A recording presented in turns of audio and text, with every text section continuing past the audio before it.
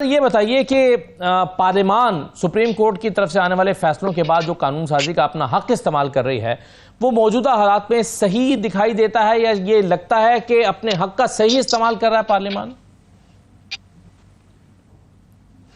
बहुत शुक्रिया। देखिए, ये जब बात हो रही थी सुप्रीम कोर्ट पे, उस वक्त सुप्रीम कोर्ट के जजों में भी दो स्कूल ऑफ थॉट नजर आ रहे थे। एक वो था जो ये कह रहा था कि हमें तकनीकी निकात से ऊपर उठ के एक मुकम्मल इंसाफ करना चाहिए और हमें एक इसकी वसी तनाजुर में इंटरप्रिटेशन करनी चाहिए। और एक जजों का ग्रुप था जो ये कहता था कि नहीं, हमें कानून और आइन के अंदर जो अल्फाज दिए हुए हैं उनके मुताबिक फैसला करना चाहिए। तो बिलाखिर जो फैसला आया उसमें वो ग्रुप मेजॉरिटी भी था जो ये चाहता था कि नहीं, हम टेक्निकलिटीज से उठ के इंसाफ करें, इंसाफ की यानी कानून की स्पिरिट के मुताबिक फैसला करें। तो वो फैसला हो गया। लेकिन अब ये जो फैसला था, ये पार्लियामान के अंदर जो लोग हैं उनके अंदर एक बड़ी तादाद ये महसूस करती है कि नहीं, फैसला कानून के मुताबिक ही होना चाहिए था, उसकी स्पिरिट सिर्फ काफी नहीं है, लेटर भी इम्पोर्टेंट है। तो ये दो तरह से एक महाजराई की कैफियत है। एक तो पार्लियामान बामुकाबला जुडिशरी एक महाजराई होगी और एक महाजराई चलती आ रही है पीटीआई और उसके सपोर्टर्स की, और दूसरा उसके मुकाबले में जो पीटीआई के मुखालफिन है, पीएमएलएन है, पीपीपी है। तो ये दोनों बातें ये महाजराई की तरफ जा रही हैं और इसमें हमें सिवाय है कि आइंदा आने वाले दिनों में महाजराई और बिटरनेस बढ़ती नजर आए और तो कुछ नजर नहीं आता। तो ये सिर्फ तनाव नहीं है, ये तनाव से थोड़ा आगे की चीज आपको दिखाई दे रही है अदलिया और हुकूमत के दरमियान। जी, ये तनाव है और तनाव के बाद की जो सूरत हाल होती है वो कॉन्स्टिट्यूशनल ब्रेकडाउन भी हो सकता है, अनफॉर्चुनेटली। क्योंकि देखिए, अगर आइन के तहत दिए गए दो इदारे अब एक दूसरे के मुकाबले खड़े हो जाएं और पार्लियामेंट ये कहे कि हम सुप्रीम कोर्ट की बात नहीं मानते और सुप्रीम कोर्ट ये कहे कि हम पार्लियामेंट के दिए हुए कानून को वॉइड करार दे देते हैं, तो इसका मतलब तो ये हुआ ना कि ये आइन की जो मेल्ट डाउन है या उसकी यूं समझिए कि वो आइन इस वक्त डिसफंक्शनल होने के करीब है, वैसी कैफियत पैदा हो जाएगी। तो ये सही है कि ये सिर्फ तनाव नहीं है, ये प्रैक्टिकली एक रियासत को कमजोर करने की तरफ जाता हुआ कदम है। आपके ख्याल में ये कदम किसने उठाया है और हुकूमत क्या इसे रोक सकती है? मेरे ख्याल में सुप्रीम कोर्ट भी मेहरबानी फरमाती। मैं बस जाती तौर पर सुप्रीम कोर्ट के फैसले के हक में हूँ, मैं इस बात के हक में था और हूँ कि टेक्निकलिटी से ऊपर उठ के इंसाफ कर देना चाहिए था, स्पिरिट को ख्याल में रखना चाहिए था। क्योंकि वो लोग जो जीते थे वो दरहकीकत पीटीआई के लोग ही थे, पीटीआई के सपोर्टेड आजाद लोग थे। वो आजाद इसलिए थे कि उनको सिंबल नहीं मिला था और बकौल फैसले के वो सुप्रीम कोर्ट के फैसले के इलेक्शन कमीशन ने उसकी इंटरप्रिटेशन सही नहीं की थी। वो बहरहाल इख्तलाफी बात है, लेकिन सुप्रीम कोर्ट मेहरबानी करती अगर, तो वो ये फैसला शॉर्ट ऑर्डर देने के बाद तातीलात पे ना चली जाती और इस फैसले का तफसीली फैसला भी जारी कर देती और जो रिव्यू पिटीशन है उसका भी फैसला कर देती।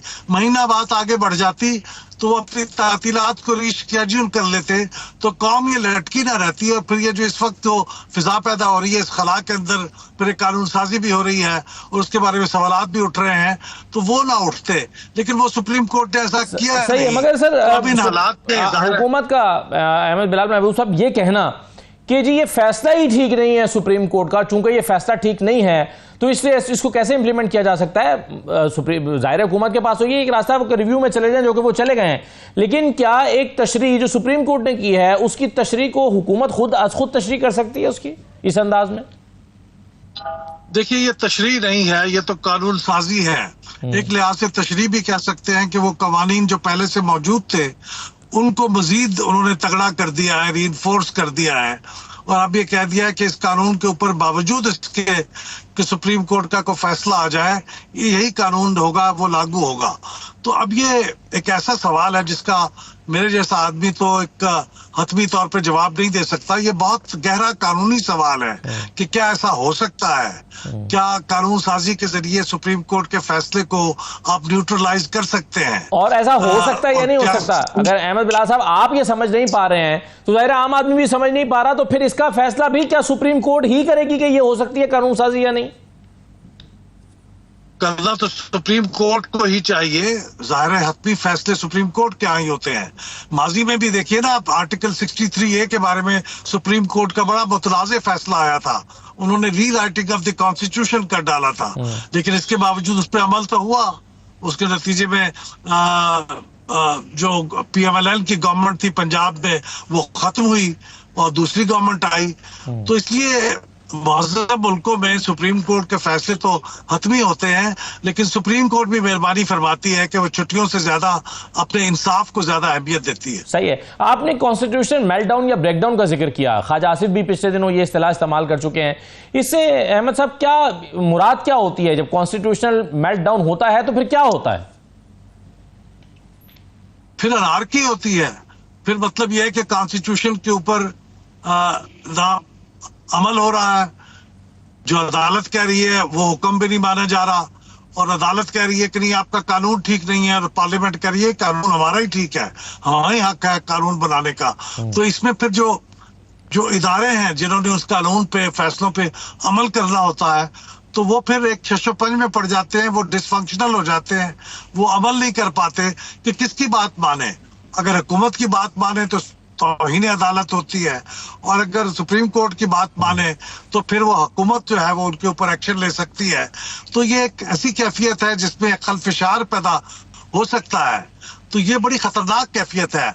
इस पे खुद जुडिशरी को और हुकूमत को, पार्लियामेंट को, दोनों को इस पे गौर करना चाहिए।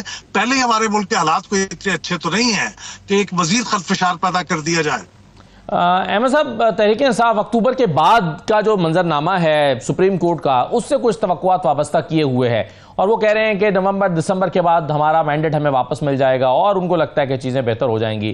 क्या ये तवक्को बांधना कि अक्टूबर के बाद उनके हक में चीज़ें होने लगेंगी, ये हकीकत पसंदी के करीब लगता है आपको? देखिए, जो मैं समझाऊं, ये बात तो बहुत ही गैर माकूल होगी कि अगर आप कहें कि काजी फायज ईसा साहब तो PTI के खिलाफ ही फैसला देंगे, और मंसूर अली शाह साहब जब आ जाएंगे तो वो PTI के हक में ही फैसला देंगे। मैं इन दोनों जजों से, बावजूद इसके कि उनके फैसलों से कभी आप इख्तलाफ भी करते हैं, मैं दोनों को इतना अपराइट समझता हूँ कि वो जो भी फैसले करेंगे वो इंसाफ के मुताबिक होंगे, चाहे वो PTI के हक में हो या मुस्लिम लीग के हक में हो या उसके खिलाफ हो। मेरे ख्याल में जो PTI कह रही है, जो उम्मीद बांध रही है नवंबर दिसंबर में, वो मेरा ख्याल ये है कि उस वक्त ट्राइब्यूनल्स के फैसले आ जाएंगे, और ट्राइब्यूनल के फैसले चूंकि जो फॉर्म 45 है उसमें बड़े पैमाने पे गड़बड़े हैं, तो ट्राइब्यूनल्स हो सकता है उनके फैसले PTI के हक में आ जाएं, तो PTI के पास फिर इतनी तादाद हो जाए नेशनल असेंबली में कि वो मेजॉरिटी में आ जाए। मैं इससे ये मतलब समझाऊं तो वो हो सकता है, उसको रूल आउट नहीं किया जा सकता। जी सही है। तो सर ये 180 दिन में वैसे अभी अगर ट्राइब्यूनल्स अपना काम नहीं पूरा कर पा रहे तो फिर ये नवंबर दिसंबर में कैसे पूरा कर लेंगे? क्योंकि जो चाहते हैं, या कोई एक मुबैना तहरीक इंसाफ इल्ज़ाम लायद करती है कि हुकूमत नहीं चाहती कि जल्द फैसले आए ट्राइब्यूनल से, तो हुकूमत तो ये कहती है कि जी पिछले दौरे हुकूमत में तो 3-3, 4-4 साल तक फैसले नहीं आते थे, तो अब किस बात की जल्दी है? तो 180 दिन में फैसले ना आना ट्राइब्यूनल से, ये कितना तशवीश की बात है? ये बहुत ही तशवीश की बात है। आपके कानून में लिखा हुआ है 180 दिन, तो वो मजाक तो नहीं है। अगर हम एक रूल ऑफ लॉ इतना भी स्टैब्लिश नहीं कर सकते कि हमारे ट्राइब्यूनल्स जो हाई कोर्ट के जजों पे मुश्तमिल है वो भी 180 दिन में फैसला ना दे सके, तो फिर ये तो बिल्कुल ही बनाना रिपब्लिक वाली बात हो जाएगी। तो उन्हें फैसले देने चाहिए। बाजी में अगर कोर्ट्स दबाव का शिकार रही हैं रिपोर्टेडली, तो अब तो मैं समझता हूं कि अदालतें खुल के अपना आजादी से इंसाफ कर रही हैं, तो उनको ये 180 दिन के अंदर इंसाफ मुहैया करना चाहिए, क्योंकि अगर वो डिले होगा तो फिर वो इंसाफ नहीं होगा, इंसाफ का कत्ल होगा। मौजूदा हालात में सर आपको ये लगता है, जैसे आपने खुद भी कहा कि मुहज़्ज़ब माशरों में अगर सुप्रीम कोर्ट के फैसलों से इख्तलाफ भी हो तो बहरहाल वो फैसले इंप्लीमेंट होते हैं, आपके ख्याल में कोई इस बात का खदशा या इम्कान मौजूद है कि सुप्रीम कोर्ट का फैसला भी इंप्लीमेंट ना हो, उस पर अमल दरामद ही ना हो? जिस बात का इम्कान मौजूद है, बदकिस्मती से इसलिए मौजूद है कि पार्लियामेंट भी कानून साजी का इख्तियार रखती है, तो वो कहेगी तो कानून हमने बना दिया है, मेजॉरिटी से पास हुआ है, कौमी असम्बली से, सेनेट से, पार्लिमानी कमेटियों से, तो वो किस बुनियाद पे आप उसे अनलॉफुल करार दे रहे हैं? तो जिस तरह आपने देखा था कि माजी में जो इलेक्शन करवाने के बारे में सुप्रीम कोर्ट का एक ऑर्डर था, वो भी इलेक्शन कमीशन उस पर इम्प्लीमेंट नहीं कर सका था, क्योंकि पार्लियामेंट की करारदादें थी, उन्होंने पैसे भी जारी नहीं किए थे, बहुत सी ऐसी चीजें हो गई थी, उस पर इम्प्लीमेंटेशन नहीं हुई थी। तो वो भी तो हो चुका, एक नजीर बदकिस्मती से कायम हो गई।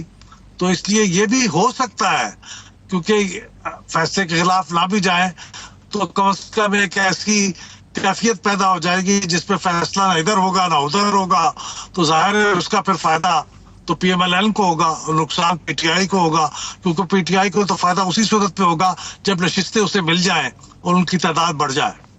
सही है। अहमद साहब, आखिरी सवाल ये कि आपने पतन की रिपोर्ट आपकी नज़र से गुजरी होगी, जिसमें कुछ पोलिंग स्टेशंस के बारे में बताया गया कि वहां पर टर्नआउट जो है वो 100% से भी ज़्यादा रहा। एक दो पोलिंग स्टेशन ऐसे भी जहां पर 102% टर्नआउट भी हो गया। 90% से ज़्यादा टर्नआउट वाले तो बहुत सारे पोलिंग स्टेशन हैं। आपके ख्याल में इस तरह की जो एनालिटिक रिपोर्ट्स हैं, जिसको पीएमएलएन ये कह के मुस्तरद कर रही है कि जी ये किसी खास जो है वो आपके एक एजेंडे के तहत भी हो सकता है, लेकिन ये तो एक मैथमेटिक्स है जो रिपोर्ट सामने आई है। ये तो जो दस्तयाब फॉर्म 45 है उसके प्लस माइनस करके या उसकी परसेंटेज निकाल के एक रिपोर्ट तैयार की गई है। आप कैसे देख रहे हैं इसको, इस रिपोर्ट को? देखिए, मैं इस रिपोर्ट को, चूंकि मैंने तो वो एक्सरसाइज नहीं की जिसकी बुनियाद पे मैं उनके इस क्लेम को कह सकूं कि ये दुरुस्त है या ये गलत है। वो उनका क्लेम है, तो मैं इसे जब तक चेक ना कर लूं, स्क्रूटनी ना कर लूं खुद और किसी नतीजे पे ना पहुंच जाऊं, तो मैं कुछ कह नहीं सकता। लेकिन 100% से ज्यादा टर्नआउट जो है वो तो बिल्कुल ही नामाकूल सी बात है। और वो बिल्कुल कुछ ऐसे फॉर्म 45 तो बहरहाल एग्जिस्ट करते हैं ना सर, जिस पर हमें नजर आ रहा है कि वहां पर रजिस्टर्ड वोटर्स की तादाद जो है वो 1817 है और वोट वहां पर कास्ट हो रहे हैं 1825। तो ऐसे फॉर्म 45 तो हमने खुद भी देखे हैं और ये फॉर्म 45 अपलोड हुए में। जी, ऐसे बहुत से पोलिंग स्टेशनों के फॉर्म 45 हैं जिनके ऊपर बाज़ चीजों को काट के दोबारा लिखा गया है, वो पढ़ा नहीं जाता, वो दूसरी, तो मुझे नहीं मालूम, मैं इस बारे में नहीं कह सकता। हो सकता है सही हो रिपोर्ट, हो सकता है जुज़वी सही हो सकता है गलत हो। मैं कल इलेक्शन कमीशन को इसके बारे में, उसकी जिम्मेदारी है कि इसके बारे में जवाब दे और ये बताए कि कैसे हुआ। ठीक है।